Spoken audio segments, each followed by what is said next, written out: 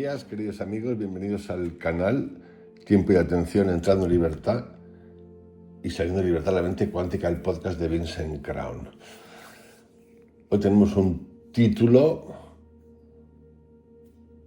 es un título ejercicio, de hecho el podcast de hoy es un título ejercicio acerca de un tema que tiene que ver con las creencias, con la fe. Es un tema religioso potentísimo, con el cual voy a trabajar de una manera muy peculiar. El ejercicio consiste en preguntar, y preguntar hacia atrás. He elegido un momento en el tiempo, que ahora explicaré qué es, y voy a ir hacia atrás, voy a ir hacia los orígenes. Sabéis que en el canal tengo un podcast titulado Historia de los textos sagrados o los textos sagrados, donde reviso qué cuentan. Tienen mucho que ver con el origen del hombre y la creación del universo. Si no recuerdo mal, hay unos 15 o 16 ya hechos o más. Es un ejercicio que a mí me recuerda mucho a Krishnamurti en el hecho de usar la fórmula de la pregunta. El título de hoy es el siguiente: preguntar fue el primer pecado, la raíz de lo que creemos.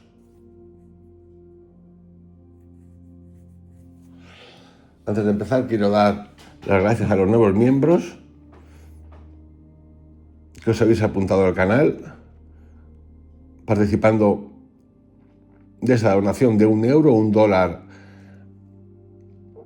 al mes, a los nuevos suscriptores, de los que preguntáis, y a los que estáis siguiendo en el nuevo canal de X, donde básicamente comparto lo mismo que hay aquí, pero hay gente que lo quiere en un formato o quiere saber más rápidamente qué hay. Y a los que habéis llamado preguntando por, o escrito preguntando por el curso de coaching. Muchas gracias a todos. La comunidad va creciendo, entrando en libertad y saliendo de libertad. Os invito a que os suscribáis y os invito a que os hagáis miembros, porque cada vez va a haber más y más temas nuevos, ejercicios y meditaciones en ese canal cuántico, acceso cuántico, que se llama lo de haceros miembros. Dicho esto, voy a revelaros ya cuál es el inicio de este tema de hoy, que tiene que ver con la religión, tiene que ver con la Biblia. Nos trasladamos en el tiempo, nos vamos a la época del rey David, rey de Israel, y empezamos formulando la siguiente pregunta: ¿quién fue David? ¿Cuál fue su genealogía? ¿Cuál es su genealogía? ¿De dónde venía? ¿Quiénes eran sus padres, abuelos? Vamos a empezar por ahí. Y en lugar de ir hacia adelante, vamos a ir hacia atrás. ¿Buscando qué? Buscando el origen de los orígenes. Así que comenzamos. ¿Quién fue David? Su genealogía. Nombre: David. Significa amado o el elegido. Pertenecía a la tribu de Judá, una de las 12 tribus de Israel, de la cual más tarde se esperaba el linaje mesiánico. La genealogía de David se remonta a Ruth, la moabita, y Buz, un hombre rico de Belén. De esa unión nace la línea familiar directa que culmina en David. Farez, Perez, hijo de Judá y Tamar. Eso se cuenta en el Génesis 38. Ezrom, Ram, Aminabad, Naasón, príncipe de la tribu de Judá en tiempos del Éxodo. Salmón se casó con Rahab, la mujer de Jericó, que ayudó a los espías israelitas. Buz, esposo de Ruth, la moabita. Obed, hijo de Buz y Ruth. Isaí, Yesé, padre de David.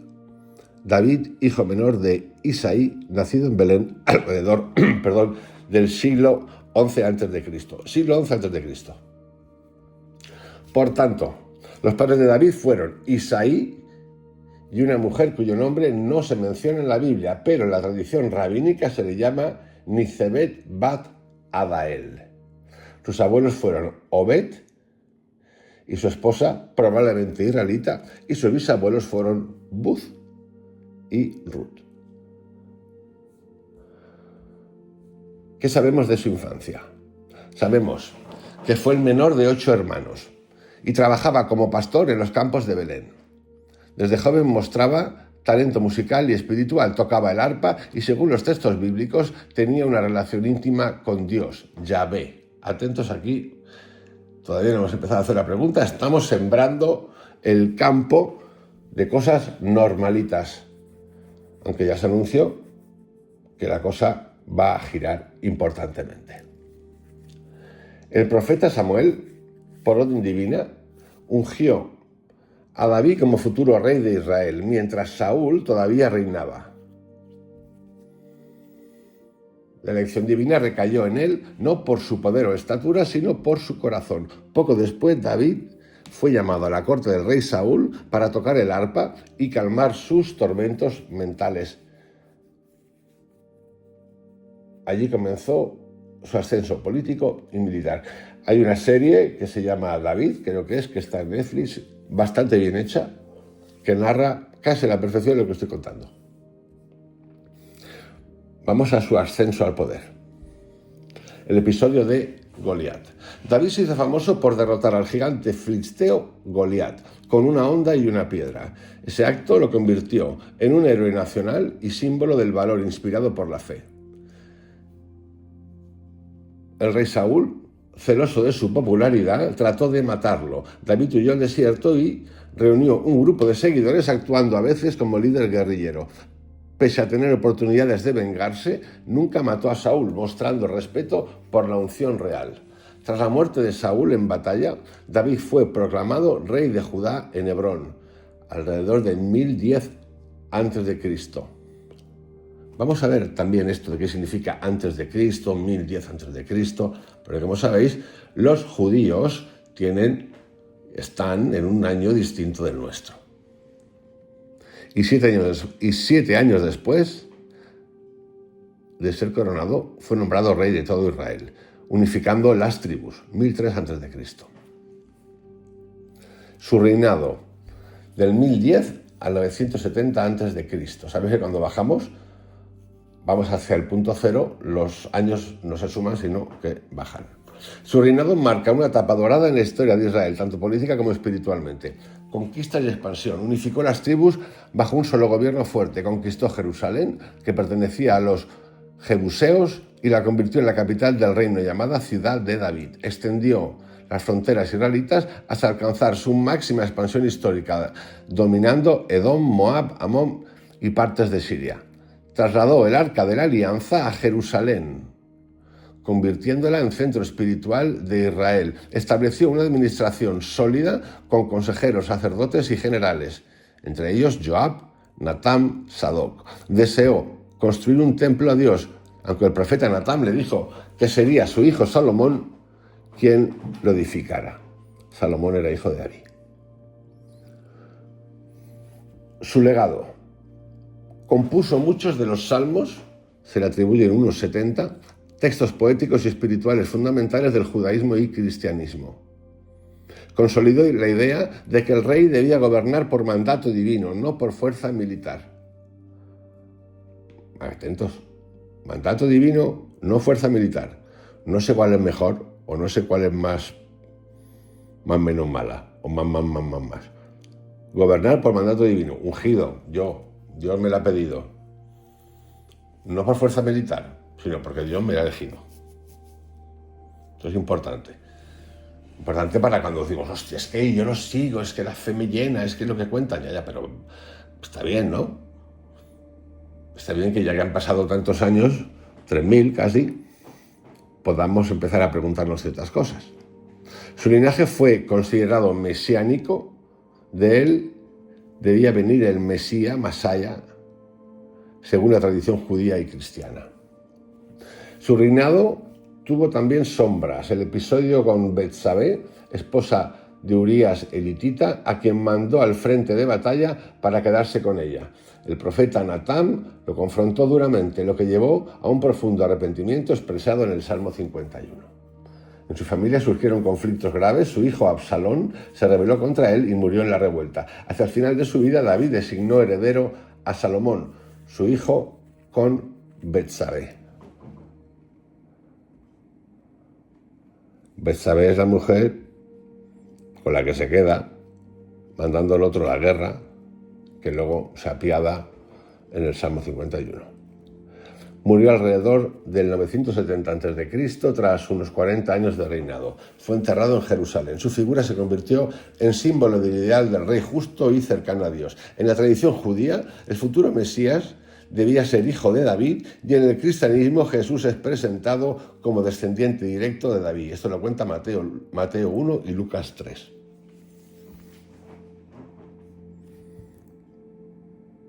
Hasta aquí. En síntesis, podemos decir que David, su padre era Isaías Yesé, su madre, según la tradición, Nisebet Bat Adael, de la tribu de Judá, ciudad natal Belén, reinado de 1010 al 970 a.C., capital Jerusalén, logros, unificación del reino, conquista de Jerusalén, creación del linaje davídico, expansión territorial y el legado, salmos, modelo espiritual de liderazgo, figura mesiánica. Decía que reinado a través de Dios, no por violencia. Aquí surge la primera pregunta para irnos para atrás. Vale, ese es David. Ya sabemos quién es David, lo que hizo David. ¡Pum! Y la primera pregunta es, como he dicho al principio, 12 tribus. Nos vamos atrás. Y nos hacemos la primera pregunta. ¿Quiénes eran las 12 tribus de Israel? ¿Cómo surgieron? ¿Quién habló de ellas por primera vez? ¿En qué época ocurrió esto? Es importante porque David viene de ahí. Estamos yendo hacia atrás, buscando ¿qué? El origen. El origen, vamos a llegar a Yahvé, a Elohim Yahvé, a cuántos años vivían los que estaban antes de David, para hacernos preguntas. Para no comulgar con ruedas de molinos y ver la locura, sinceramente, la locura que es llevar todo esto, que básicamente es una novelita, no, un novelón de novelas, y cómo esto puede tener tanto poder e impacto en la sociedad hoy, en las personas, hoy, ayer y lo que nos queda. He cogido esta porque reúne a dos religiones grandísimas.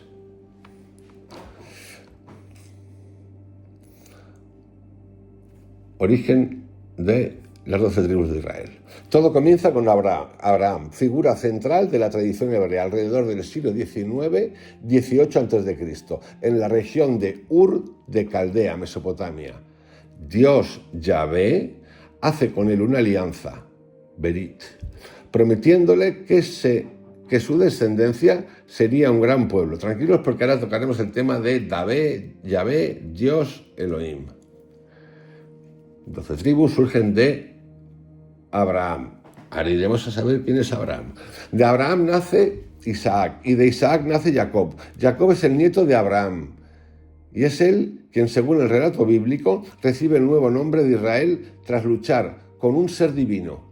Génesis 32-28. Ese nombre, el que lucha con Dios, da origen al pueblo de Israel. Repito. De Abraham nace Isaac y de Isaac Jacob. Jacob es el nieto de Abraham y es él quien, según el relato bíblico, recibe el nuevo nombre de Israel tras luchar con un ser divino. Ya estamos aquí con lo divino. Lucha con un ser divino. ¿Era un nefilim? ¿No era un nefilim? ¿Qué era? No sabemos. Pero nos dice que ha luchado con un ser divino y toda la gente nos quedamos tan panchos, no preguntamos nada más. Un ser divino no es un ser humano. Por eso a mí me gusta tanto escuchar y leer a Mauro Biglino. Fascinante. Abraham. Seguimos.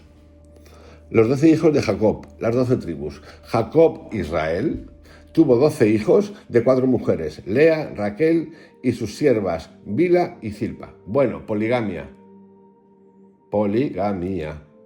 ¿no? Bien. Que se nos llena la boca y no pasa nada. No es cuestión de sacarle los colores a nadie, pero es cuestión de revisar los fundamentos de las cosas. Cada hijo dio origen a una tribu y juntos formaron la Confederación Tribal de Israel. Son las siguientes. 1. Hijo de Jacob, Rubén, madre Lea, tribu Rubén, símbolo rasgo, primogénito, símbolo de fuerza, perdió su primogenitura. 2. Hijo de Jacob, Simeón, madre Lea, tribu Simeón, contribuyó con Leví a vengar a Dina. Tribu 3. Leví, madre Lea, tribu Leví, tribu sacerdotal sin territorio propio. 4. Hijo de Jacob, Judá, madre Lea, Lea es la que más aporta, tribu Judá, linaje real. David y Jesús descienden de aquí, de la tribu 4, Judá, de madre Lea, tribu Judá. 5. Hijo de Jacob, Dan, madre sierva de Raquel, de nombre Bila, tribu Dan, símbolo el que juzga. Tribu 6, Neftalí, madre Bila, tribu Neftalí, símbolo tribu del norte. 7, Gad, madre sierva de Lea, Zilpa, tribu Gad, símbolo fortuna o tropa. 8, hijo Aser, madre Zilpa, tribu, es decir, Zilpa, sierva de Lea, tribu Aser, símbolo dichoso. 9, Isacar, madre Lea,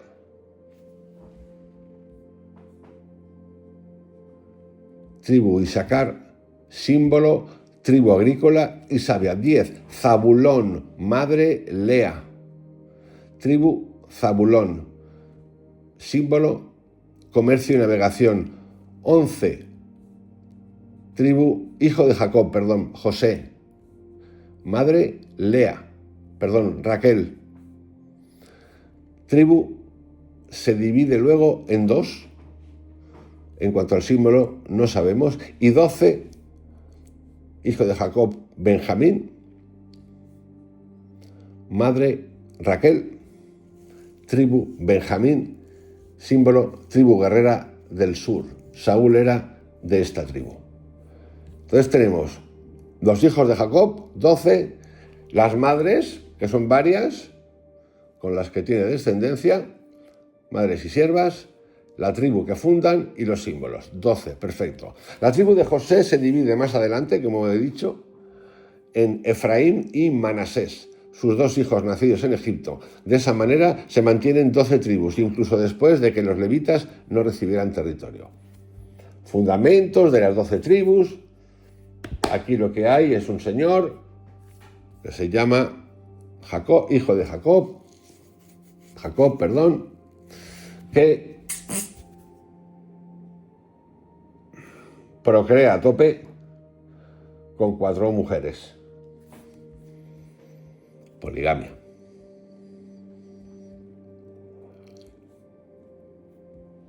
Seguimos investigando esto.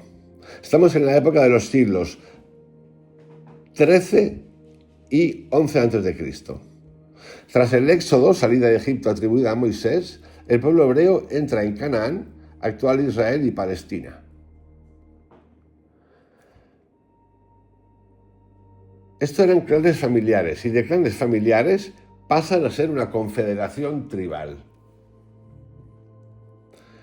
En esta fase no hay reyes ni capital, estamos yendo de David hacia atrás. Las tribus funcionan como una confederación unida por una fe común y un código moral, la Torá. Cada tribu ocupa un territorio asignado, salvo los levitas que se dispersan para ejercer funciones sacerdotales. Y ocupan varios espacios. Por ejemplo, de esas tribus, en el norte está Aser, la costa norte, Neftalí en Galilea, Zabulón y Isacar en el norte. En el centro están la tribu de Manasés, mitad occidental, Efraín, el núcleo del poder religioso donde estaba Silo, Dan, zona suroeste, luego se desplazó al norte, y Benjamín entre Judá y Efraín. En el sur está Judá, Simeón, Rubén, Gad y Manasés oriental. Durante esta etapa tribal, 1200 antes de Cristo aproximadamente, no existía monarquía. Estamos bajando de David. David fue el rey. Estamos bajando buscando el origen. No había monarquía de ningún tipo. El pueblo se gobernaba por jueces, sofetim, que eran líderes carismáticos que surgían en momentos de crisis. Tenemos ahí a Débora, Gedeón, Sansón, Samuel. El sistema era descentralizado. Cada tribu tenía su autonomía, pero cooperaban en defensa y religión. El santuario común era Silo, donde se guardaba el arca de la alianza. Con el tiempo, los israelitas enfrentaron amenazas de los filisteos, moabitas y amonitas. La presión externa llevó a pedir un rey para unificar y proteger al pueblo. Estaban dispersos, querían una figura en forma de rey para tener un criterio común a la hora de defenderse.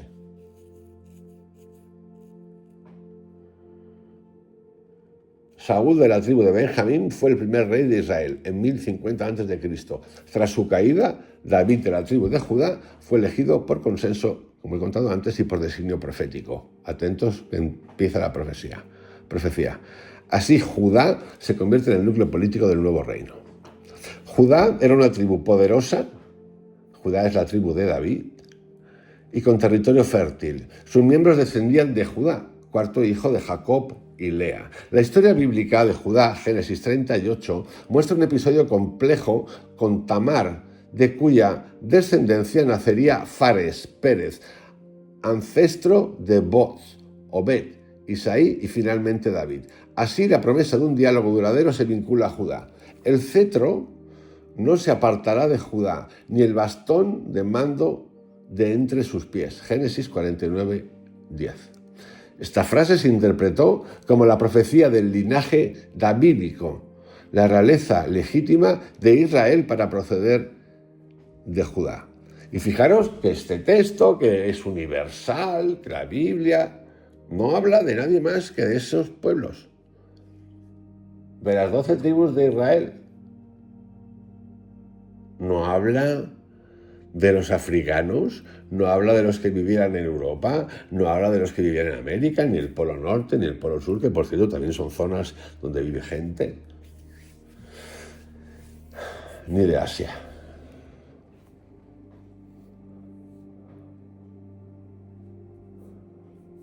Importante, antes de entrar en la siguiente pregunta, todavía no hemos entrado en ningún cuestionamiento de nada, solamente hemos desvelado alguna cosita. 12 tribus, nacida de un Jacob que tuvo varias mujeres, 2 oficiales y 2 sirvientas de las oficiales.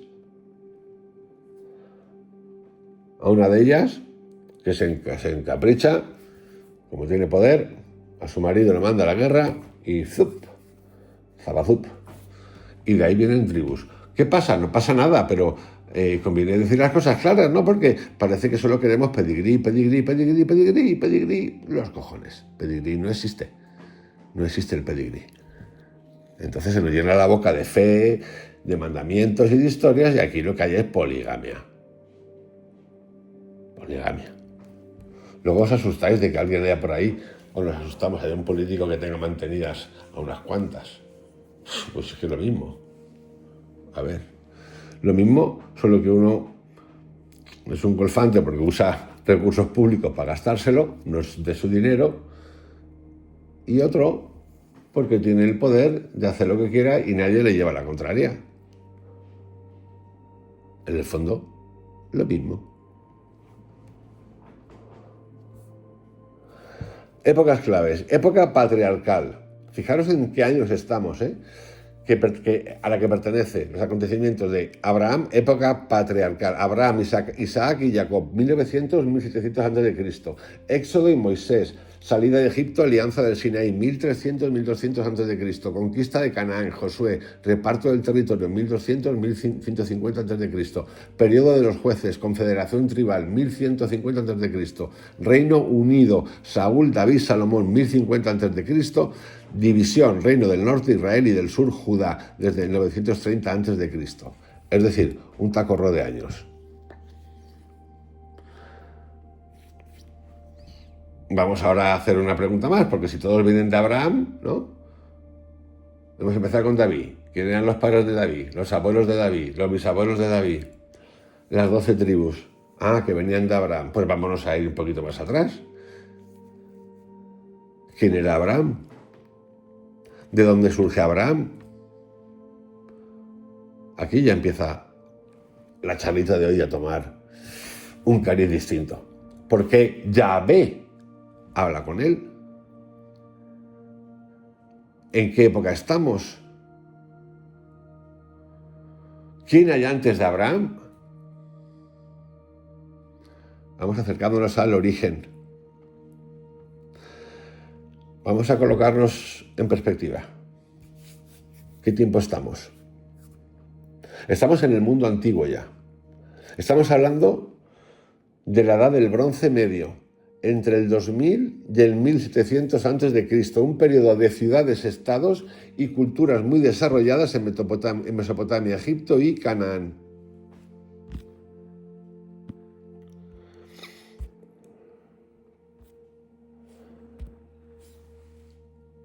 El mundo estaba dividido en civilizaciones politeístas, cada una con sus dioses locales.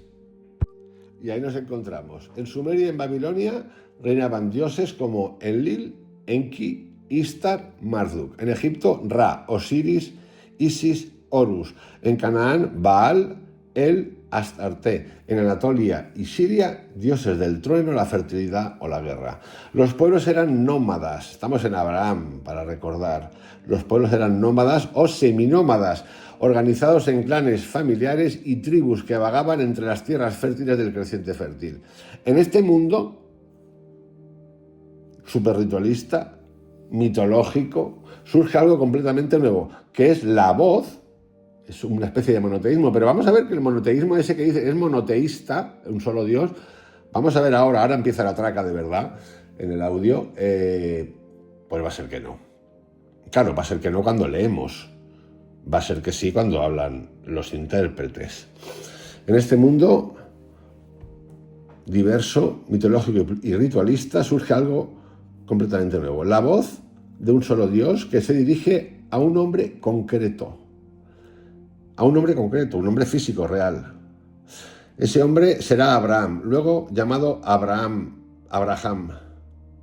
Primero llamado Abraham y luego Abraham. A un hombre concreto. Pero cuando ahora vayamos para atrás de Abraham, vais a ver esto de la elección, de que el Dios o los dioses te hablan y te eligen a ti. Vamos ahora al origen de Abraham. Según Génesis 11:26-32, Abraham nace con el nombre de Abram, hijo de Terah, en la ciudad de Ur de los Caldeos, una de las urbes más importantes de Sumeria, Mesopotamia, situada cerca del actual sur de Irak. Su genealogía, según la Biblia, lo vincula con Sem, uno de los 3 hijos de Noé. Por eso los pueblos descendientes de él se llaman semitas. Para que tengáis una idea de la secuencia de la línea y de la línea genealógica de Abraham, vamos a ir. Empieza Noem, Sem, Arfaxad, Sala, Eber, Peleg, Reu, Serug, Nahor, Taré, Abraham. Esta genealogía está en el Génesis 11, 2.10-26 y pretende mostrar continuidad desde el diluvio hasta la aparición de un linaje espiritual. ¿Quién era Abraham antes de la alianza? Abraham era un nómada, pastor, de origen mesopotámico. Nómada pastor. Pues nómada pastor poco sabría leer, el amigo, y escribir. Nómada pastor, pero bueno, es que es importante tener estas cosas en la cabeza. Nómada pastor de origen mesopotámico que vivía con su clan en Ur, una ciudad próspera llena de templos dedicados al dios lunar Nanna, también conocido como Sin.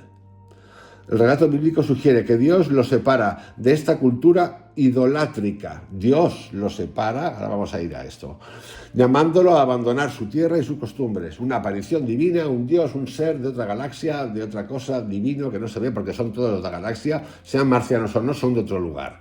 Si es Dios es de otro lugar, porque está por ahí, nunca está por acá, por lo visto, y si son marcianos también están por allá, da igual, no entremos ahí, pero podremos entrar ahí también, sin problema, de hecho sin querer vamos a entrar ahí. Y le dice, tú, a ver, pastor, pam, ven para acá, que eres el elegido. Te he visto que tienes la luz, como hicieron con Krishnamurti, ¿no? Annie Bennett y su compi. Dijeron, tiene una luz ahí, este es el emisario porque yo lo he visto. Por lo mismo, pero en plan de Dios. Repito, el relato bíblico sugiere que Dios los separa de esa cultura idolátrica, llamándolo a abandonar su tierra y sus costumbres. En términos históricos, podríamos decir que Abraham representa a un nómada arameo o amorreo, del siglo XIX-XVIII a.C., 1800-2000 a.C., que migra desde Mesopotamia hacia el oeste, es decir, hacia Canaán. Interesante ya, ¿no? Esto ya se empieza a poner interesante. Hemos tardado 30 minutos en entrar en lo interesante. En Génesis 12, 1-3 aparece por primera vez la voz divina dirigida a Abraham. Vete de tu tierra, de tu parentela y de la casa de tu padre a la tierra que te mostraré. Haré de ti una gran nación, te bendeciré, engrandeceré tu nombre y serás bendecido. Esto cuando lo leemos por primera vez en los colegios decimos, hostia, es el elegido, qué guay, me ha elegido. Con el tiempo, cuando pensamos en estas palabras, decimos, hostias, ¿dónde está tu facultad como ser humano, libre albedrío, pensador, coherente? Te has auto-hipnotizado, te has llenado de este es el camino, de la verdad, y encima le añades a un ser que te habla y te dice y te guía. Yo siento hablar así, pero es que creo que hay que hablar así para sacarnos un poquito la caspa que tenemos acumulada de tontería, de creencias y de fe. Pero así se fundan las religiones, así se fundan las sectas, así se fundan los lavacocos, así se fundan las ideologías. ¿Dónde estás? ¿Dónde estás? Vete de tu tierra, de tu parentela, o sea, abandona tu tierra, abandona los tuyos, parentela y la casa de tu padre, lárgate a la tierra que te mostraré, haré de ti una gran nación, te bendeciré, engrandeceré tu nombre y serás bendición. Vamos, un iluminado. Y allá que se arranca el Abraham. Este momento es fundacional, porque marca el nacimiento de la fe en un Dios personal, que no sabemos quién es, personal para él, obviamente, único y moral, que no está ligado a templos, ídolos ni territorios, lo que se conoce como Yahvé. Ahora veremos lo de Yahvé. Ahora veremos si era Yahvé o era Elohim. Este es clave. Se revela como una conciencia viva que se comunica directamente con un ser humano. Es el comienzo del monoteísmo histórico. Dios establece con Abraham una alianza, un pacto de reciprocidad y promesa. Promesa, te prometo. Atentos, porque en el canal trabajamos mucho con te prometo, el futuro. Dios promete, ese Dios, a Abraham una descendencia numerosa, como las estrellas del cielo. Le promete una tierra, Canaán, le pide a cambio fidelidad exclusiva.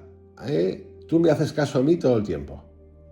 ¿Vosotros contempláis alguna vez un Dios que os habla así? Es el Dios que nos han contado. Tú hazme caso a mí, que si no, te va a caer. Porque te cae, además. En la Biblia aparece, no me haces caso, te cae. Yo seré tu Dios y tú serás mi pueblo. El ser humano acaba de vender el alma a quien sea. Iba a decir una palabrota no, iba a decir, acaba de vender su alma al diablo. Porque quién es este señor que aparece, o lo que sea, o los que sean, que te dice todas estas cosas y tú ciegamente sigues, porque pues lo tiene claro, lo tiene clarísimo. Y si no me haces caso, te arreo, es lo que está diciendo. Este pacto no es solo político o familiar, sino existencial y espiritual. De espiritual no tiene absolutamente nada, ya os lo digo, a no ser que venga de otro lugar. Es la única cosa espiritual que viene de otro lugar, que no veo. El ser humano entra en relación con lo divino de manera directa y libre. Bueno, lo divino entre comillas, y de libre entre comillas también, porque libertad no hay ninguna. Libertad no hay ninguna. Pero les encanta hablar de libre. No hay libertad ninguna. El viaje de Abraham consiste de Ur de los Caldeos, su punto de partida en la Mesopotamia, actual Irak, se va a Harán, el norte, actual Turquía, Siria. Allí muere su padre Taré. Desde Harán, Abraham parte hacia Canaán, actual Israel, Palestina, siguiendo la voz divina. Llega a Siquem, Betel y Hebrón, donde levanta altares a Yahvé. baja a Egipto en tiempos de hambruna y luego regresa a Canaán. Esta travesía simboliza el éxodo interior, salir del mundo antiguo de los dioses múltiples hacia la conciencia de lo uno, es decir, hacia un monoteísmo total, un señor que se llama Yahvé.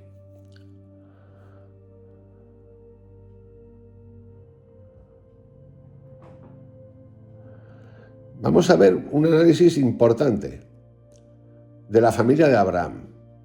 Sara o Sarai, relación con Abraham, esposa y medio hermana, atentos, medio hermana. Estéril durante muchos años, madre de Isaac. Agar, sierva egipcia de Sara, su esposa, medio hermana, madre de Ismael, antepasado de los árabes. Entonces parece ser que a Abraham también le gustaba mojar en otros lugares. Isaac, hijo de Sara, heredero de la promesa divina. Ismael, hijo de Agar, padre simbólico de los pueblos árabes. Así nacen dos linajes espirituales, el israelita por Isaac y el ismaelita por Ismael. Ambos veneran a Abraham como patriarca fundador. ¿Y qué significa Abraham en la historia espiritual? Vamos a ir ahora de Abraham más para abajo, Pues supone la ruptura con el politeísmo, un solo Dios creador del cielo y de la tierra, pero no con el poligamismo. Eso no les va. Dios no es local ni tribal, puede hablar en cualquier lugar. La fe como confianza. Abraham cree antes de ver y esa fe se convierte en modelo de relación con lo divino. Vamos, que se lo fabrica él o estaban entes o seres de otros lugares, de donde sea. La obediencia interior. Su disposición a sacrificar a su hijo Isaac, esta es otra mortal, Génesis 22, muestra una entrega radical a la voluntad divina. Vosotros pensáis por un momento, es que me da igual, porque tenemos que hablar en estos términos, porque nosotros hemos leído tantas veces del colegio, y Dios manda, Yahvé, pam, que se carga al hijo, que lo liquide, lo sacrifique. Bueno, pero ¿dónde vas? ¿Pero tú le vas a hacer caso a alguien que te habla de eso así? Pero es que hay gente, millones de personas, que en esto ven una lectura de entrega, ¿pero de entrega a quién? ¿Pero de entrega a quién? Y se lo creen. ¿De entrega a qué? No, es una metáfora de los cojones. ¿De entrega a quién? ¿A qué entrega vas a hacer tú una entrega más allá de ti? Oye, ¿eso es un individualismo? Pues sí, es el individualismo de la lógica y de la razón normal y corriente, ¿no? Porque sale yo tengo una voz después de hacer un viaje de siglo civil o de una meditación que me aparece un nota por activa o por activa siendo con la psilocibina o por pasiva haciendo la meditación, que se me aparece por ahí y me dice una voz que me habla de las tantas que hemos oído, yo he oído unas cuantas, pero nunca me han dicho estas cosas, ni me han pedido estas cosas. A mí lo que he oído no me ha dicho nunca estas cosas, han sido siempre palabras de amable y de mucha libertad. Y lo he contado en el canal, es decir, has estado distraído en el camino durante años, has vuelto, ya no te sales más, pero para mí, para nadie más. No me ha dicho coge y liquídate para ponerme a prueba. Ni te voy a castigar por haber hecho el golfales unos años. No. Pero es que nos encanta esto. Y luego la promesa universal. En ti serán bendecidas todas las familias de la tierra.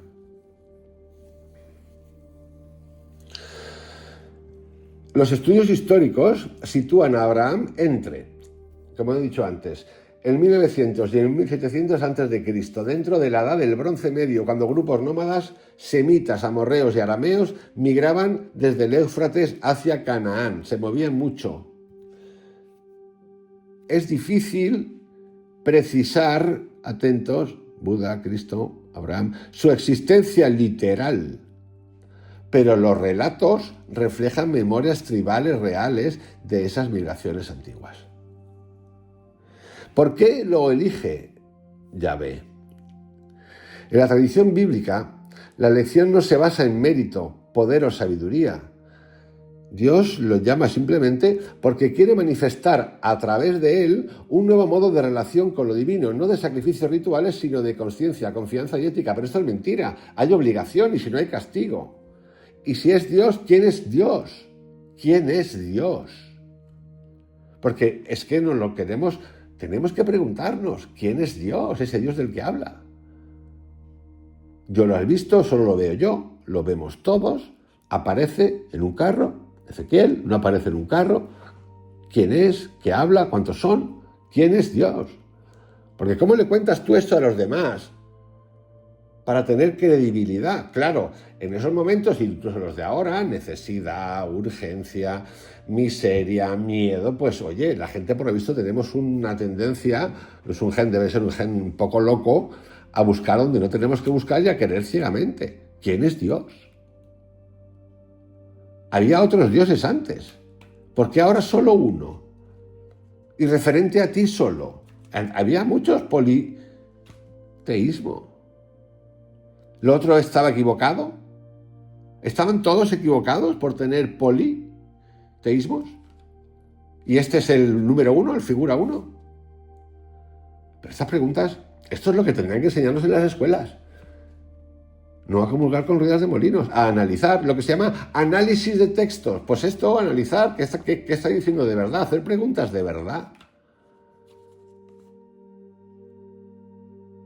No la morfología, la sintaxis, no, hacer preguntas de verdad. ¿Qué estoy leyendo? ¿Qué es esto? Quiero preguntar.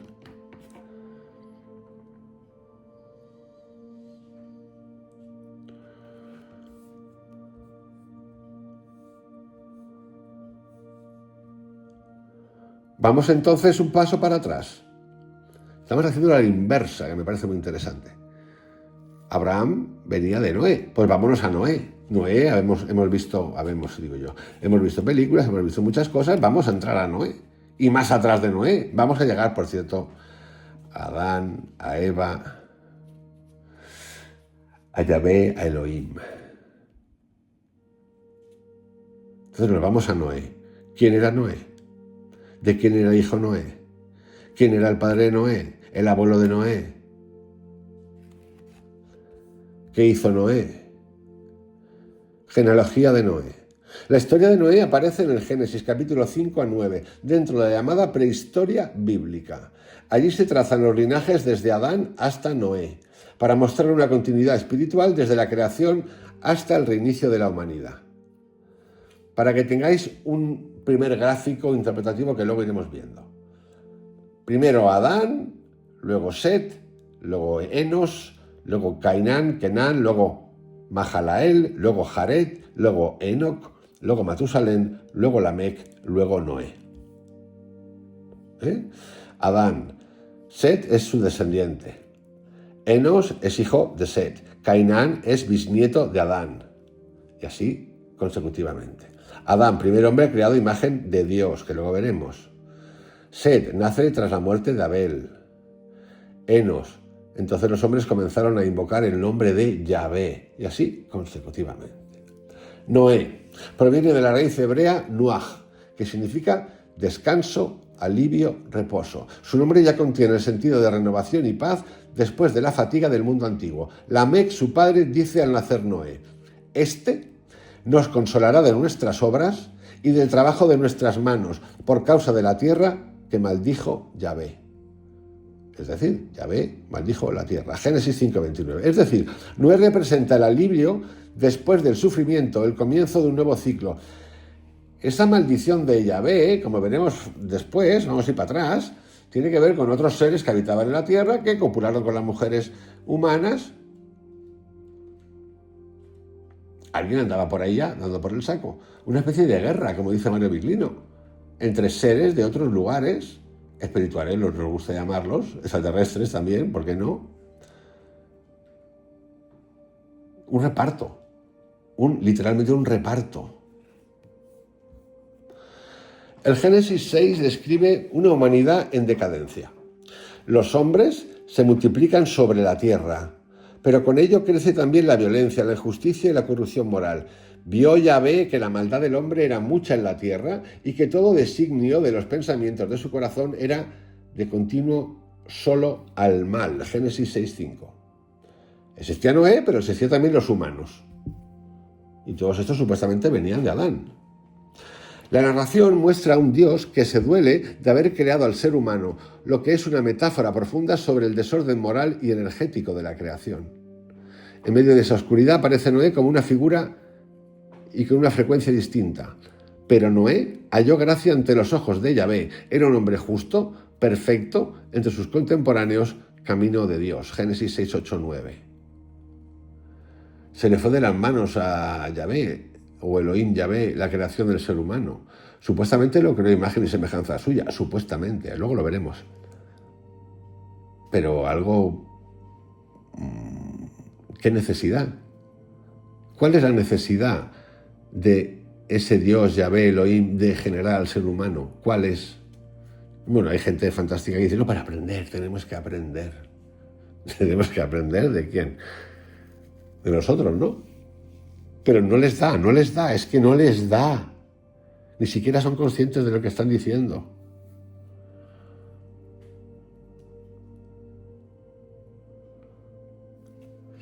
Yahvé decide purificar la tierra mediante un diluvio que borrará la supuesta corrupción. Sin embargo, instruye a Noé para que construya un arca y preserve la semilla de la vida. Estructura del arca. Según el texto, longitud 300 codos, 135 metros, anchura 50 codos, 22 metros, altura 30 codos, 13 metros, material madera de gofer, dividida en 3 pisos con una ventana superior. Dentro del arca debían entrar su esposa, sus 3 hijos, Sem, Cam y Jafet, con sus esposas, una pareja macho y hembra de cada especie animal, más 7 de los animales puros, para sacrificios futuros.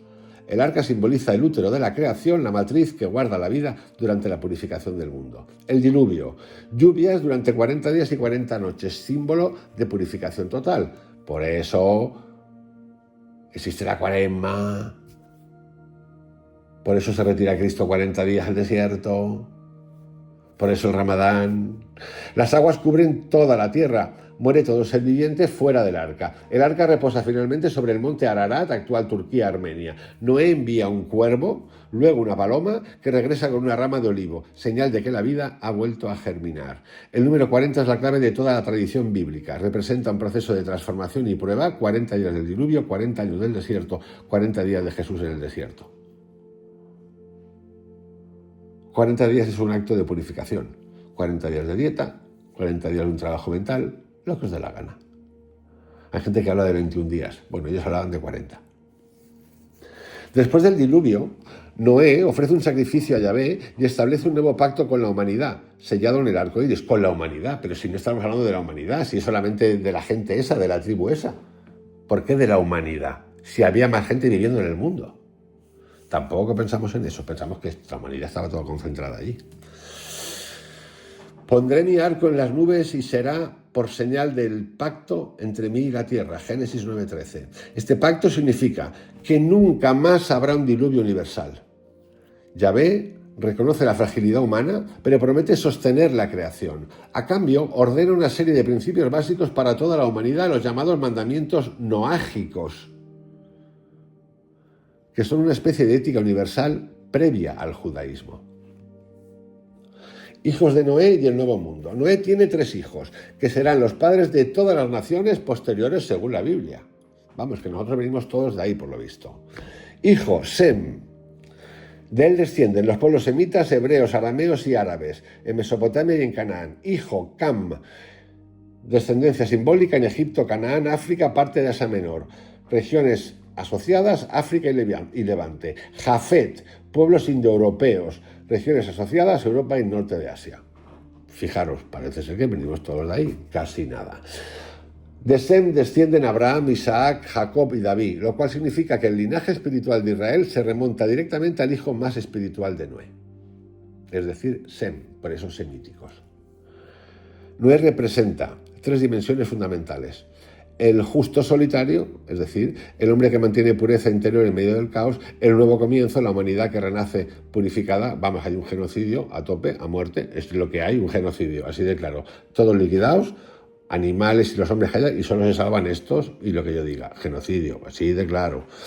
El vínculo universal con Dios. Antes de toda religión organizada, el pacto noágico establece una ética común a todos los pueblos. Es decir, tenemos un Dios que es una potencia brutal, que está encabronada con una parte de la humanidad porque es pecadora, violenta y tal, una fuerza brutal que los podría reeducar, llevar a la escuela de reeducación impuesta por Yahvé para que estos mendalarendas se instalen y cambien un poco el chip, pensamiento cuántico, 1000 cosas, porque Dios ya veía esas cosas, pero no, él prefiere hacer un genocidio, como son unos cabrones, como son unos pecadores de mierda, me vamos a construir una nave que va a flotar, voy a tirar un diluvio, me voy a cargar toda la tierra con agua, pim, pam, pum, maremotos, terremotos, tsunami, lo que tú quieras, voy a meter a 6 ahí dentro y luego a 2 parejitas macho-hembra de animalitos, unos cuantos, y los demás que les den por el saco. Eso es lo que hace.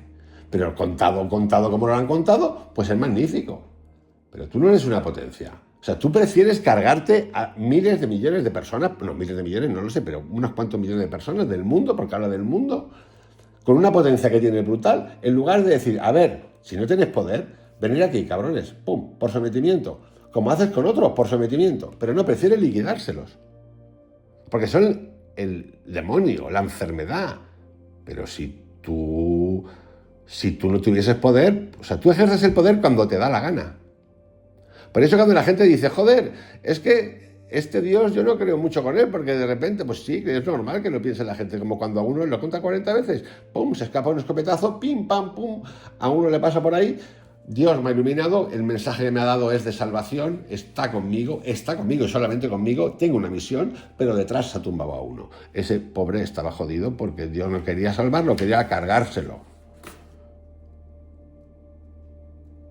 Pues esto pasa en la vida todo el tiempo. Esto es lo que hacemos todo el tiempo. Estamos llenos de pirados. Pero este Dios, ya ve...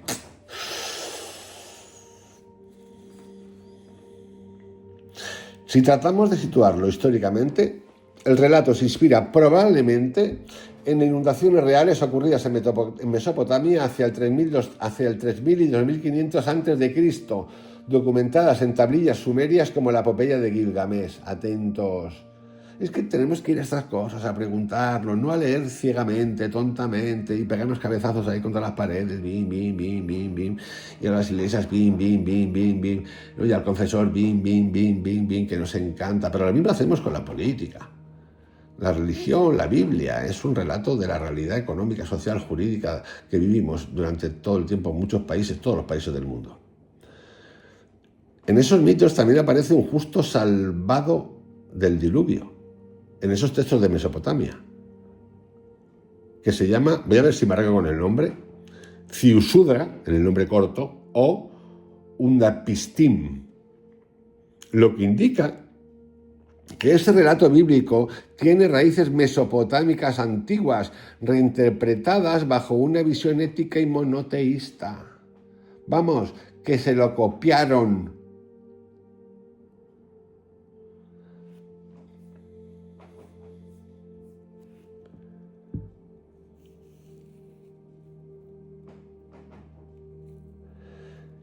Y aquí, como he citado anteriormente, cuando declaro desde el origen de Adán hasta los siguientes 12, había un comentario que decía lo siguiente. Adán primero, Set, descendiente de Adán, nace tras la muerte de Abel. ¿Quién era Abel y de qué murió? Adán y Eva como el comienzo del linaje humano. Según el Génesis 2.4, aquí ya estamos en barra libre. Adán y Eva son los primeros seres humanos creados por Dios. Adán significa literalmente hecho de tierra roja. Eva, Java, significa la que da vida. Tras ser expulsados del jardín del Edén, tienen hijos ya fuera del paraíso. Los dos primeros son Caín y Abel. Caín, significado del nombre, adquirido o forjado, del hebreo canal, y era agricultor. Abel, significado vapor, aliento, efímero, Ebel, pastor de ovejas. El texto sugiere ya dos formas de vida simbólicas. Caín trabaja la tierra, lo material y lo productivo, y Abel cuida lo vivo, lo que respira, lo espiritual. Son los dos polos de la experiencia humana, posesión y contemplación, materia y espíritu, hacer y ser. Ambos ofrecen sacrificios a Dios. Caín ofreció del fruto de la tierra una ofrenda a Yahvé. Abel, por su parte, ofreció de los primogénitos de su rebaño y de lo más gordo de ellos. Y Yahvé miró con agrado a Abel y su ofrenda, pero no miró con agrado a Caín ni a la suya. Caín ofreció el fruto de la tierra, una ofrenda a Yahvé, del fruto de la tierra. Y Abel ofrece de los primogénitos de su rebaño y de lo más gordo de ellos. Y Yahvé se encabrona porque Caín solo le ofrece el fruto de la tierra, una ofrenda. Génesis 4, 2.3-5, versículos y todas esas cosas. El texto no explica exactamente por qué Dios prefiere la ofrenda de Abel, pero la tradición interpreta que no fue por el tipo de sacrificio, sino por la intención de su corazón. ¡Ay, Dios mío! Pues igual Caín estaba viendo que esto era una imposición y dijo, ya, tronco, que va a ser que no. Pero a nadie se le ocurre eso porque Dios nos está guiando. Pero el Dios que estamos viendo es para echar a correr. Pero no lo vemos.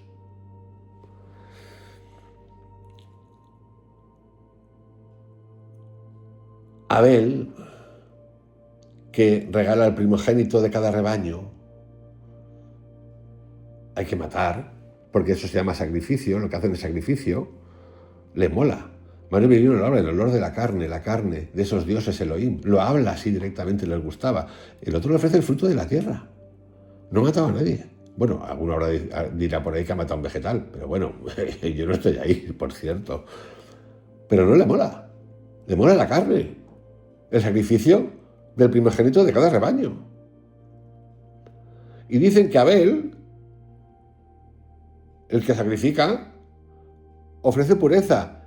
Y Caín lo que hace es calcular y tiene resentimiento. ¿De verdad? Pues sí, de verdad.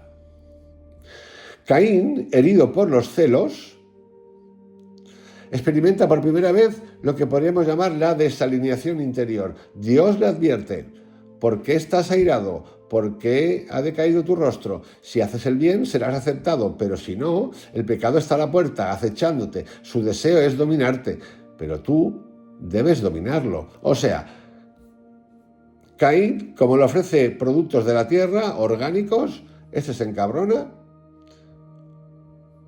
elige al otro, el Dios elige al otro, Caín se encabrona y al encabronarse, pues ¿qué hacen? Juegan con él. ¿Para qué? Esto es una reinterpretación totalmente libre por mi parte, pero es lo que pienso.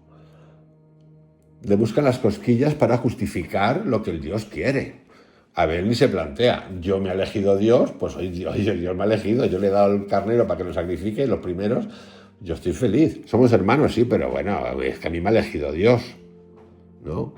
Pero sin embargo, parece ser que Caín es el malo cabrón. Y se dice, herido por los celos, experimenta por primera vez lo que podríamos llamar la desalineación interior. Si haces el bien, serás aceptado. El bien que yo te mando. Yo no quiero tierra, yo quiero lo otro. Pero si no, el pecado está a la puerta, lo está amenazando, acechándote. Tu deseo es dominarte, pero tú debes dominarlo. Dominarlo para hacer caso a mí, de lo que yo quiero. No de tu libertad de elección. ¿Y qué pasa si solo te doy tierra?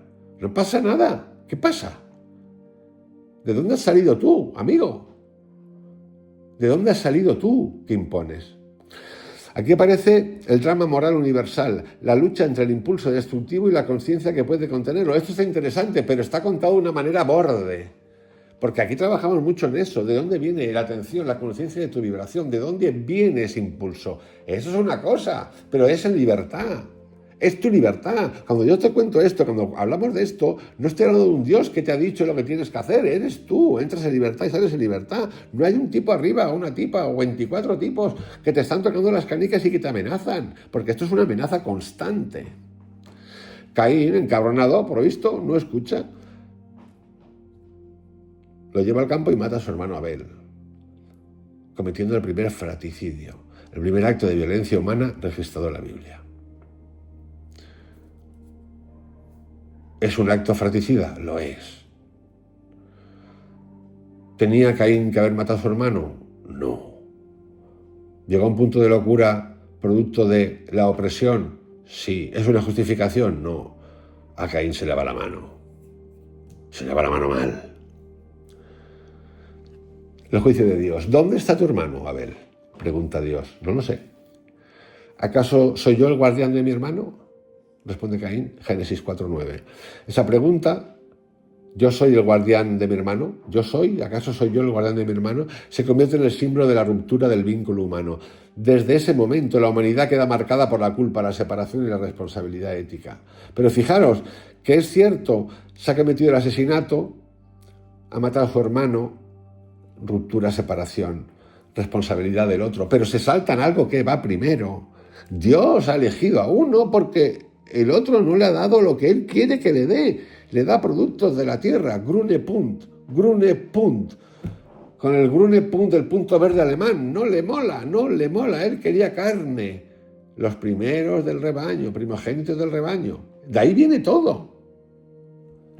Entonces, a Dios se le va la mano, a Abel se le va la olla porque pasa de su hermano olímpicamente, porque esa separación no ocurre solo por el asesinato de Caín y Abel, ocurre antes cuando el hermano, lleno de ínfulas porque Dios lo ha elegido, pasa de su otro hermano y no dice, hostias, esto es una fumada, ¿no? No llega a ver que es una fumada lo que está haciendo Dios, no lo llega a ver, porque claro, Dios me ha elegido, entonces que le den por culo a mi hermano. O sea, el cabrón 1 es Dios, el cabrón 2 es Abel, y el cabrón 3, por consecuencia de los actos ocurridos, porque asesina, mata, fratricidio, es Caín. Vamos, una joya los tres. Pero todo viene de un comienzo. Claro, vosotros imagináis que nos ponemos a contar esto en los colegios. Bueno, en los colegios privados católicos de esas cosas, imposible. Pero yo estoy usando mi lógica y textos originales. Los tenéis ahí. Poner a leer, a ver si leéis lo que estáis leyendo. En lugar de con fe ciega. Dios le dice, la voz de la sangre de tu hermano clama a mí desde la tierra, Génesis 4:10. La tierra que antes era fecunda ahora se convierte en testigo del crimen. Por eso Dios maldice a Caín. La tierra no le dará fruto y será errante y fugitivo. Caín teme ser asesinado por otros hombres, pero Dios le pone una marca de protección, conocida como la marca de Caín para que nadie lo mate. Es decir, te doy mamporro, te condeno, pero a la vez te protejo. El perro del hortelano. Eso se llaman dependencias brutales. Control absoluto. Después se aleja al oriente del Edén y funda una ciudad llamada Enoc, en honor a su hijo, no confundir con el Enoc de la línea de Set. En la Biblia, los descendientes de Caín representan el mundo de la técnica, lo industrial, la forja, es decir, serían los malvados de hoy en día, la tecnología, la industria. El mundo de la técnica, la forja, la ciudad, para la ciudad, civilización y la violencia. Es decir, si lo llevamos a la actualidad estamos jodidos, ya sabemos quiénes son los malos. Mientras que los descendientes de Set representan la línea espiritual. Ya tenemos la dualidad bien definida. Pues claro que la tecnología es buena, sí, si se utiliza bien. Pero, ¿cuál es esa línea espiritual? ¿Dónde está esa línea espiritual? ¿Qué son acaso el judaísmo, el islam, el budismo, el catolicismo, el cristianismo? ¿Estáis de cachondeo o qué? ¿Esos son los buenos? ¿Los que rezan? ¿Los que oran? ¿Los que han adoctrinado? ¿Los que se han aliado con los nazis en la guerra mundial? ¿Los que asesinan gente porque hacen un dibujito? ¿Los que no saben si existió Buda o Cristo? ¿Estamos de cachondeo? ¿Esos son los buenos? Porque lo dice en ese texto. ¿Y los malos son los de la técnica? Pues claro que la tecnología está usada para controlarnos y cada día más, por supuesto, pero que tiene un uso bueno, sí. Pues tú antes, por ejemplo, te ibas a ir a otro país y hablabas por carta, por teléfono cada 2 semanas. Hoy es inmediato. ¿Qué pasa? ¿Qué tiene eso de malo? Alguno habrá que dirá que eso es malo. Es apego, anda a cagar. El concepto de bien y mal está fraguado por alguien que empieza mal, que empieza enojándose porque el que manda, Dios, pide que me den y uno le da Grüne Punkt, apio, zanahorias de la tierra, patatitas, carlotitas, cebollitas y no le va bien. Fresitas del cultivo de esa zona, no le va bien. Nísperos, dátiles. Y el otro le da un carnero, el primero de los carneros, y le mola. Y entonces se encabrona con el otro. Pero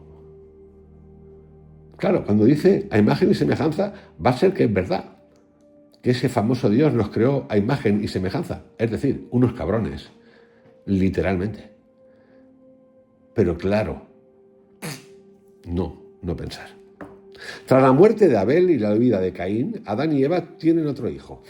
Y conoció Adán otra vez a su mujer, y ella le dio a luz un hijo, y llamó su nombre Set, porque Dios, dijo ella, me ha sustituido otro hijo en lugar de Abel, a quien mató Caín. Génesis 4:25. Set o Seth significa sustituto o fundamento.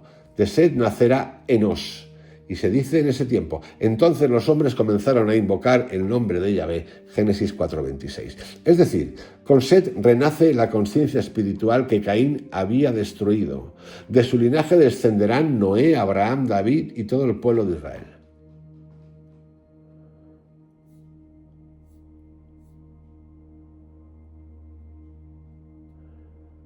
Bien. Vámonos ahora un poquito más atrás. Vamos al origen. Dios crea a Adán y luego de Adán crea a Eva. Ese Dios, contado en la Biblia, ¿es Yahvé? ¿Se llamaba entonces Yahvé? ¿La Biblia lo denomina Yahvé? Y aquí empieza el tema de los temas. ¿El Dios que crea a Adán y Eva se llamaba Yahvé? No exactamente al principio. En el relato bíblico del Génesis, el nombre Yahvé, que se escribe YHWH, no aparece todavía como tal en la primera parte de la creación. Ahí el texto habla de Elohim, no de Yahvé. Elohim es plural. Lo dicen muchísimos, incluido Mario Melino, que ha dedicado años, historias de traducciones originales para explicarlo. Es plural, no es uno, son varios. El texto bíblico del Génesis al principio habla de Elohim. Y vamos a hacer la distinción, porque cada uno, Elohim y Yahvé, refleja una etapa del pensamiento y de la revelación. En el principio creó Elohim los cielos y la tierra. Elohim. Aquí el término usado es Elohim, tengo los datos en hebreo, pero da igual, que es el plural de Eloah, Dios o divinidad. Elohim significa algo así como la totalidad de lo divino, la energía creadora universal. Bueno, según Mario Viglino, significa varios, plural.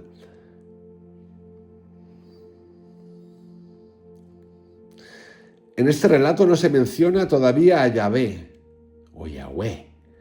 Dios crea mediante la palabra y dijo Dios, sea luz. Es una visión cósmica universalista casi metafísica. Es decir, y ellos, y dijeron, Elohim, sea luz. No Dios, Elohim, sea luz.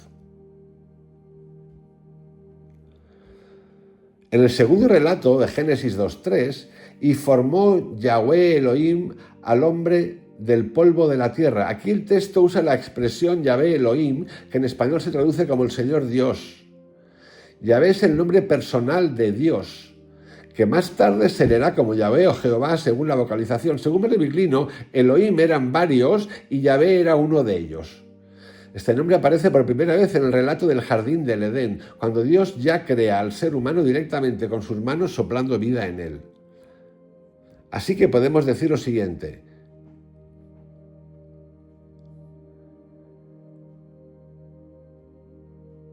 Que el Dios que crea a Adán y Eva es un Elohim Yahvé. Y ahora vamos a entrar en eso.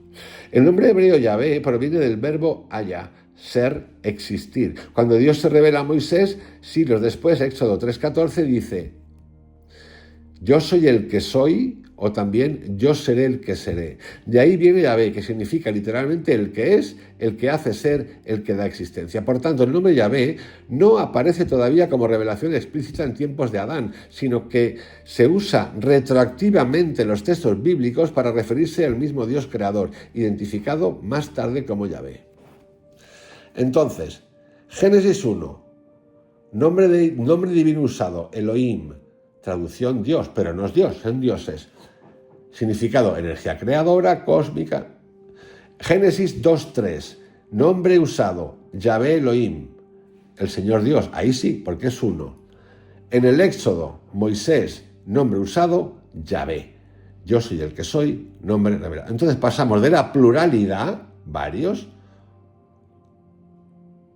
a una elección entre unos, Yahvé Elohim, y luego a uno, que es el que manda total sobre el terreno, que es Yahvé.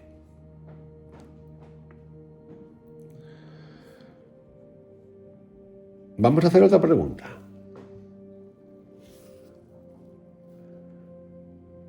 Que tiene que ver con los Elohim. Después de lo escuchado, entendemos que lo primero que aparece es el Elohim, que es plural. Entonces, si es plural, significa varios, no uno solo. Volvemos a insistir. Creó Elohim, que es plural, Adán y Eva. Creó Yahvé a Adán y Eva.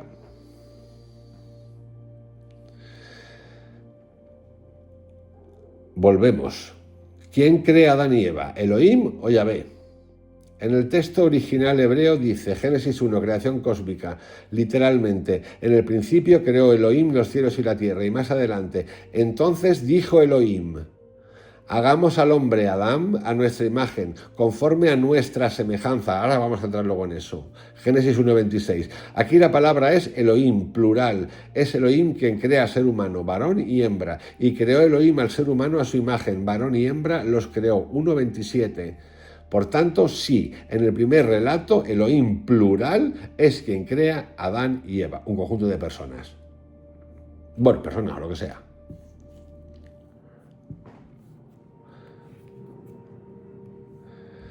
En el segundo relato, Génesis 2, ya no se dice solo Elohim, sino Yahvé. Elohim, Yahvé Elohim. Yahvé Elohim formó al hombre del polvo de la tierra y sopló en su nariz aliento de vida. Un Dios cósmico. ¿Y dónde está esta posible confusión? ¿Qué pasó históricamente? Los textos del Génesis fueron compuestos y unificados muchos siglos después de los hechos que narran entre los siglos X y V a.C. Y los redactores fusionaron antiguas tradiciones, una tradición eloísta que hablaba de Dios como Elohim, plurales, una tradición yavista que usaba Yahvé como nombre divino y más tarde una tradición sacerdotal que enfatizaba el orden cósmico. Cuando se compilaron, se conservaron ambas formas. Por eso tienes en el Génesis dos relatos de la creación que parecen similares pero que no son iguales. En el primero, Elohim, los Elohim crean el cosmos. En el segundo, Yahvé Elohim, que es el elegido entre los Elohim, modela al ser humano.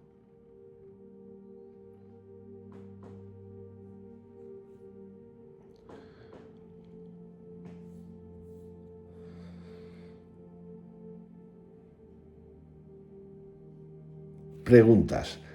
De nuevo, ¿creó Elohim plural a Adán y Eva? Sí.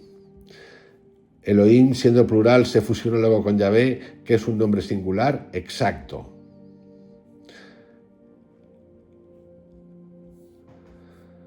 Vamos a una pregunta más. A imagen y semejanza. Muchas veces hemos entendido imagen y semejanza de lo perfecto, que es Dios, o los dioses, Elohim. Pero cuando decimos a su imagen, porque lo de la semejanza es cristiano, en el hebreo aparece a su imagen, ¿a qué se refiere a su imagen? ¿A su imagen de la perfección? ¿Una proyección de ese Dios o de los dioses? Si es así, si es imagen y semejanza, es perfecto. Entonces, ¿por qué los expulsa del Edén? ¿Quién expulsa a Adán y Eva del Edén? ¿Los Elohim o Yahvé?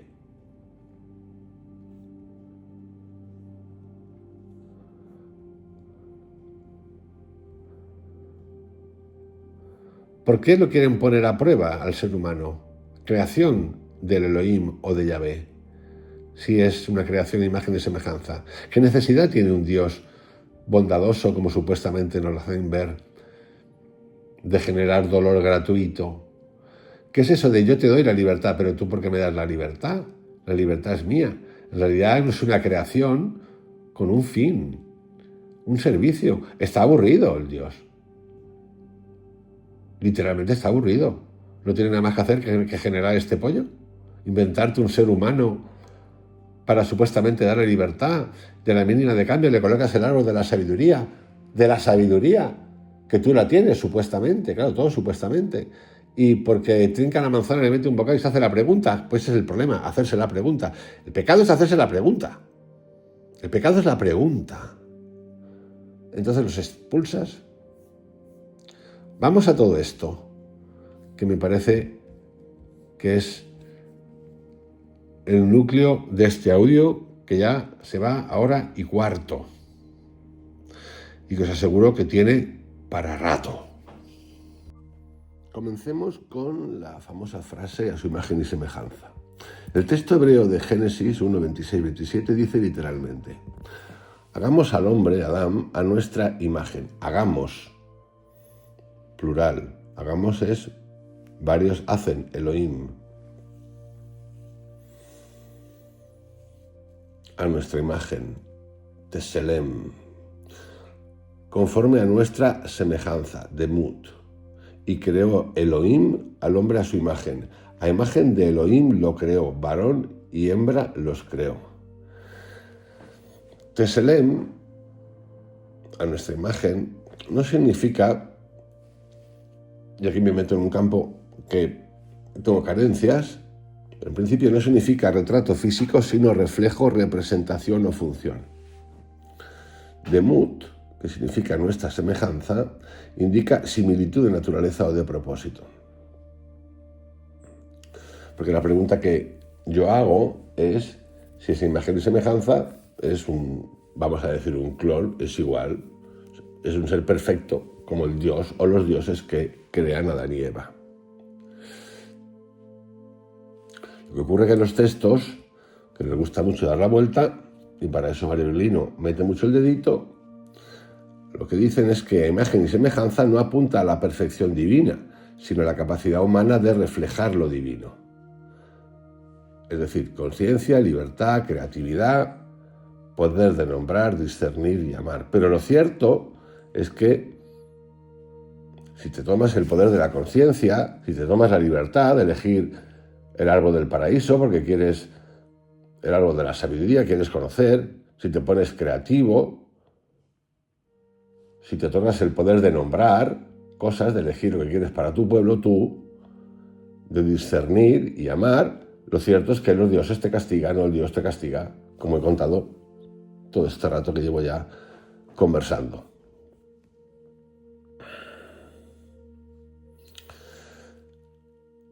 ¿Quién expulsa a Adán y Eva del Edén? El relato del Edén usa constantemente el nombre Yahvé Elohim, no Elohim.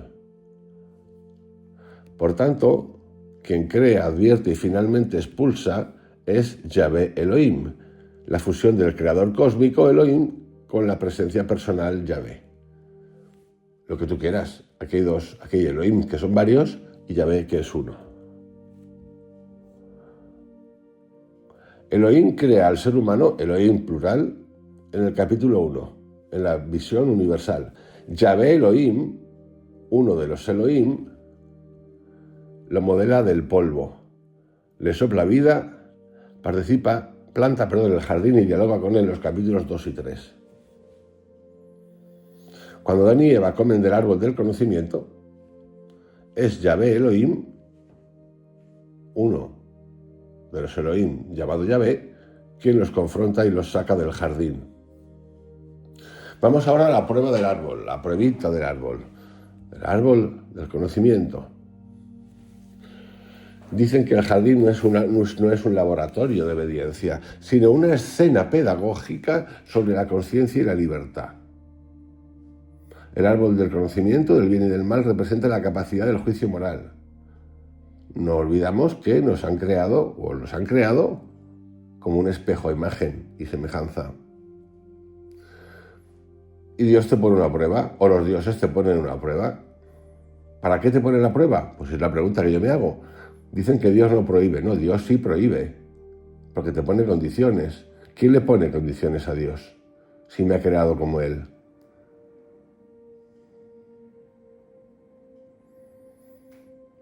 Y y advierte, Dios, Elohim, Yahvé, sobre apropiarse del poder del definir el bien y el mal por cuenta ajena o por cuenta propia.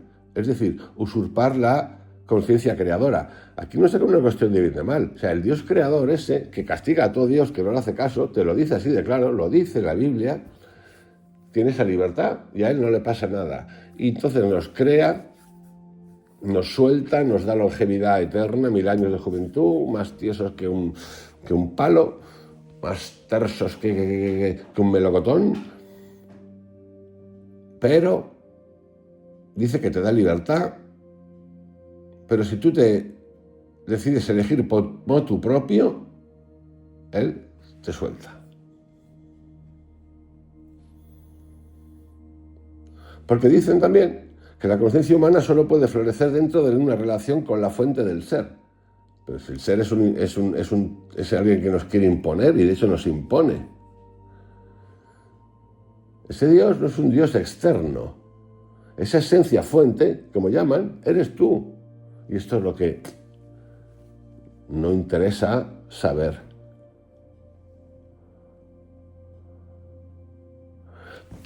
¿Por qué nos crea? ¿Para qué nos crea? El Génesis no presenta la creación como necesidad de servicio a un Dios que quiera mano de obra, como en los mitos mesopotámicos. En los mitos mesopotámicos, es decir, dioses, politeísmo, que aquí estamos en el ya, en principio, monoteísmo, pero están los Elohim, que son varios, sí que se cuenta que esos dioses crean al ser humano para dedicar su trabajo a esos dioses. Pero los expertos dicen que en el Génesis no. Porque lo que en el Génesis ocurre, dicen, es que la creación surge del deseo de compartir vida. Y vio los Elohim, todo lo que había hecho, y aquí que era muy bueno. Génesis 1:31. El ser humano aparece como imagen relacional, capaz de cuidar, nombrar, cultivar, crear cultura. Yo creo que todas estas preguntas, esos dioses ni se las hacían, os lo digo de verdad, porque es pensar mucho, ¿no? A mí me parece que es una fumadita. Pero atentos, porque el verbo que utiliza, que se usa el texto para su tarea es abad. Abad significa cultivar, servir. Pero ellos dicen que ese servir no se refiere a servir a un amo, Elohim, Yahvé, sino a servir a la vida. A la vida. O sea, alguien te crea de la nada, porque es así. Voy a ver qué hago con esto. Voy a inventarme un ser humano. Y luego te siguen contando a imagen y semejanza mía.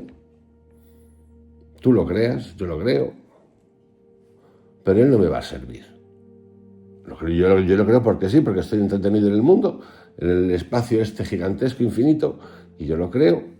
Y a partir de ahí, él no va a servirme a mí. Yo lo creo porque, mira, yo qué sé, no tengo nada que hacer hoy y voy a querer un ser humano una semanita, o en unos días, en unas horas. Él va a servir a la vida. Yo os hago preguntas, que es lo que me gusta hacerme preguntas.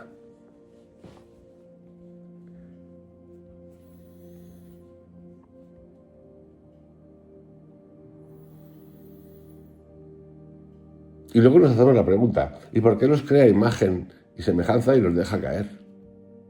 Y nos cuentan que precisamente porque tener imagen divina incluye libertad, pero no hay libertad, porque a Dios no lo castiga a nadie en principio. ¿Vos habéis oído alguna vez que a ese Dios inventado de otros dioses, alguien le arregle? Bueno, lo cierto es que en la historia de los dioses hay muchos combates, hay guerras entre ellos, contadas en textos que se llaman sagrados, pero no sé qué pasa cuando entra el judaísmo y luego el cristianismo, que parece que a este Dios solo existe él, los demás han desaparecido. Pero sí que hay ángeles, ¿no? Muchos, por cierto. Vamos, que tenemos una geografía interestelar de cojones y nosotros los humanos solo tenemos que a ciegas creer y leer estas cosas. Aquí ya entramos en temas en los que Mario Bilbino profundiza mucho. Somos una creación clonada que tiene que ver con ADN, que a nadie le gusta escuchar, pero como él lee los textos literalmente, pues cuando uno lee lo de Ezequiel vio la rueda, pues es el mismo aparato que miles de años después subió a la luna.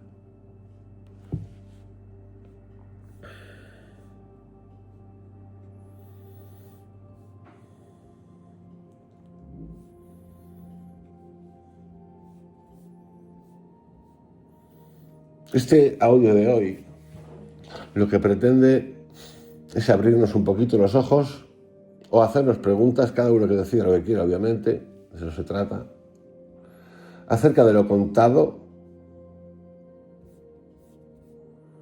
acerca de lo aceptado, acerca de lo que se llama creencia. Nefilim, que se me olvidaban los Nefilim, que aparecen. Seres divinizados que, bajan, literalmente bajan y dicen, joder, ahí hay hembritas, mujeres que nos gustan mucho, son muy guapas. Copulan y tienen hijos y salen estos híbridos gigantes. Existían los Nefilim antes de existir el hombre, creado por Dios. Algunos dicen que no.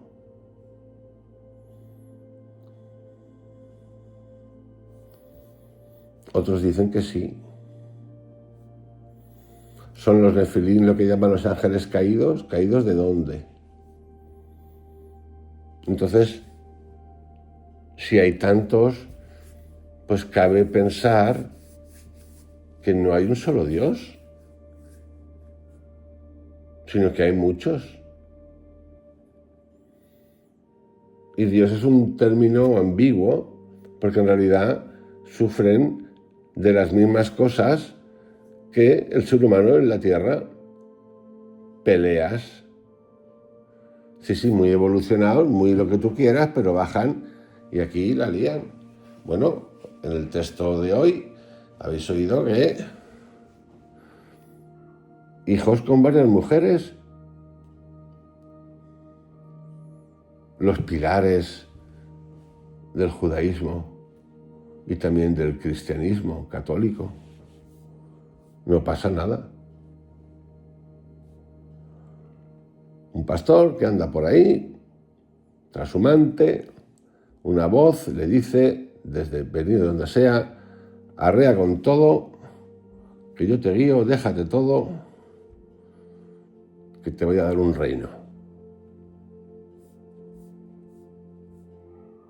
Pero esto es lícito preguntarlo. No creer por creer. Y esto lo cambia todo. Cambia el sentido de nuestras creencias, cambia el significado del dolor, cambia el significado del sacrificio, cambia el significado de todo. Porque todo lo que ha ido ocurriendo desde entonces hasta ahora parece ser una calcamonía. Y esto ha traído guerras y trae guerras de derechos. En el Corán aparecen referencias a Jesús, a Abraham. En la Biblia aparecen referencias a un diluvio que ocurrió 1000 años antes, 1500 años antes de Cristo. Pero claro, hablamos de superpoderes, que como en el caso del arca, dicen que parte del ser humano, que es un ser humano extraño, porque algunos vivían muchísimos años.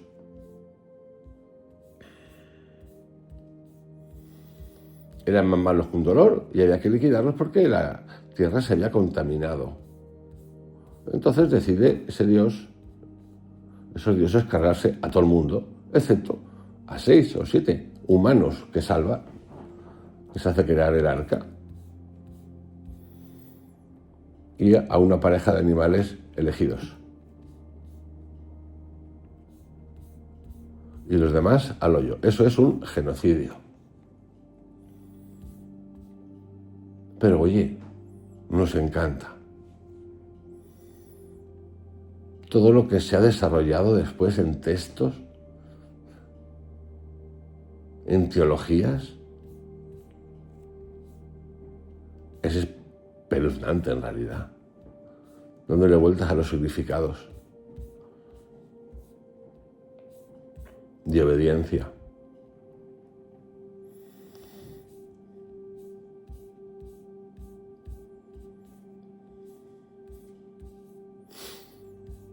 Quiero cerrar el audio de hoy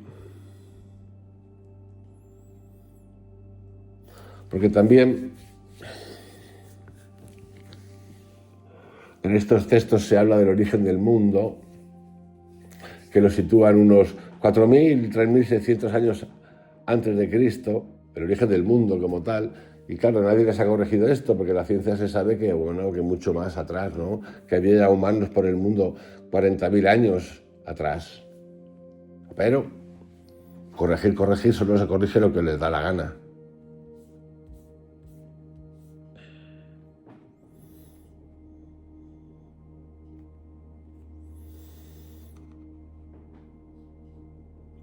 Según los científicos, la edad de la Tierra es de alrededor de 4.540 millones de años. Los primeros homínidos, 6 millones de años atrás. El Homo sapiens anatómicamente moderno, 300.000, 200.000 años antes de Cristo. Las pinturas rupestres, cultura simbólica plena, 40, 30.000 años antes de Cristo. Pero resulta que para ellos en los textos, 4.000 antes de Cristo es cuando surge el universo.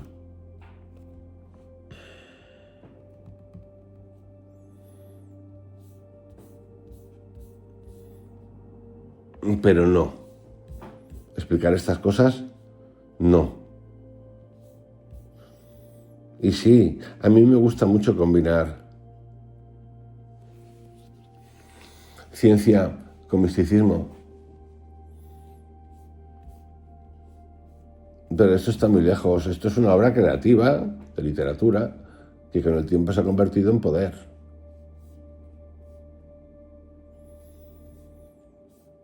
Y para cerrar, lo que se había prometido, lo de la longevidad de los patriarcas, cómo se va deteriorando el número de años vividos, que también hay que entenderlo, porque en realidad se habla de ciclos, pero aún así, siendo ciclos, son muchísimos años. El concepto de año, como lo entendemos nosotros, ¿cuándo existió en el mundo? Pues mira, Adán, 930 años, Set, 912, Enos, 905, Cainán, 910, Mahalalel, 895, Jared, 962, Enoc, que este se lo llevó Dios, porque este es uno de ellos, 365, Matusalén, 969, Lamec, 777, Noé, 950. Luego hubo más y ya va bajando la cosa. Sem, 600, Arfasat, 438, Sela, 433, etcétera, etcétera.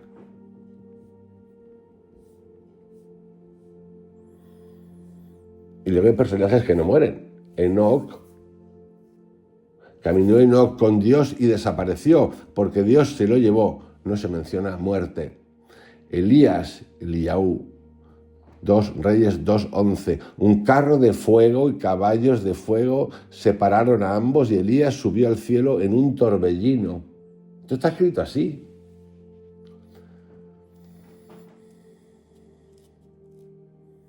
Moisés, escrito en Deut 34:5-6. Murió allí Moisés y lo enterró Dios. Nadie conoce su sepulcro hasta hoy. No ascenso. pero sí misterio de su sepultura.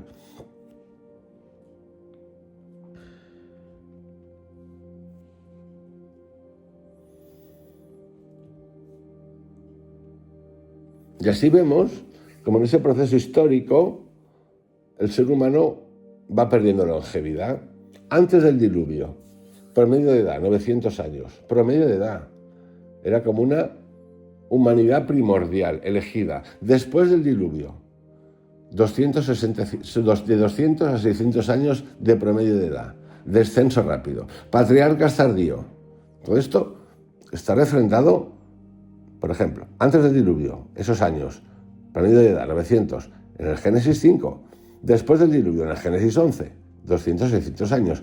Patriarcas tardíos, Génesis 25-50, de 120 a 180 años, estabilidad.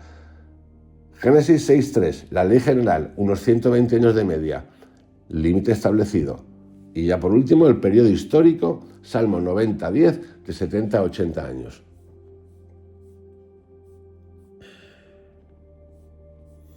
En resumen, queridos amigos, os dejo con este audio, largo, hora y media pasada, que lo voy a unir al podcast de la historia de los textos sagrados, que tiene que ver con el origen del mundo, el origen del ser humano, y que nos cuentan sobre todo de Dios y cómo quieren que lo interpretemos. De Dios, de los dioses, Elohim, Yahvé y toda esta vaina. Os envío un abrazo, que tengáis un excelente día. Mañana continuamos. Chao.